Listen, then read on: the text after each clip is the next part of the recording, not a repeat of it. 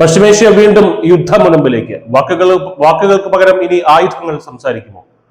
ഭീഷണികൾക്കും വെല്ലുവിളികൾക്കും ഒടുവിൽ അമേരിക്കൻ പടക്കപ്പലുകൾ ഇറാന്റെ അതിർത്തി ലക്ഷ്യമാക്കി നീങ്ങിത്തുടങ്ങി. സൗത്ത് ചൈന കടലിലായിരുന്ന അമേരിക്കയുടെ വമ്പൻ വിമാനവാഹിനി കപ്പലായിട്ടുള്ള USS എബ്രഹാം ലിങ്കൺ പശ്ചിമേഷ്യ ലക്ഷ്യമാക്കി യാത്ര തിരിച്ചു കഴിഞ്ഞു.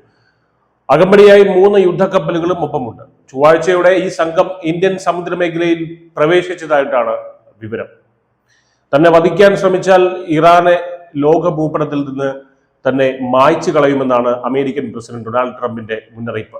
എന്നാൽ ജൂണിലെ ആക്രമണം പോലെ ഇനിയൊന്നുണ്ടായാൽ സർവ്വസന്നാഹവും ഉപയോഗിച്ച് തിരിച്ചടിക്കുമെന്ന് ഇറാൻ വിദേശകാര്യമന്ത്രി അബ്ബാസ് അറഗ്ചി പ്രഖ്യാപിച്ചു.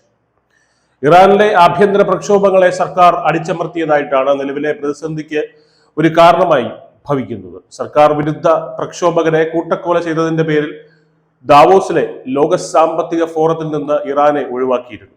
എന്നാൽ ഇറാനിലെ പ്രക്ഷോഭം വെറും 72 മണിക്കൂർ കൊണ്ട് അവസാനിച്ചെന്നും പിന്നീട് നടന്നതെല്ലാം സായുധ കലാപമാണെന്നുമാണ് ഇറാന്റെ ഔദ്യോഗിക വാദം. വാൾസ്ട്രീറ്റ് ജേർണലിൽ എഴുതിയ ലേഖനത്തിലാണ് വിദേശകാര്യമന്ത്രി ഇക്കാര്യം വ്യക്തമാക്കിയത്.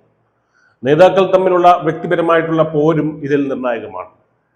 ഇറാൻ പരമോന്നത നേതാവ് ആയത്തുള്ള ഖമനേയിയെ ലക്ഷ്യമിട്ടാൽ അത് പൂർണ്ണ യുദ്ധത്തിലേക്ക് നയിക്കുമെന്നും ഇറാൻ സൈന്യം മുന്നറിയിപ്പ് നൽകുന്നു.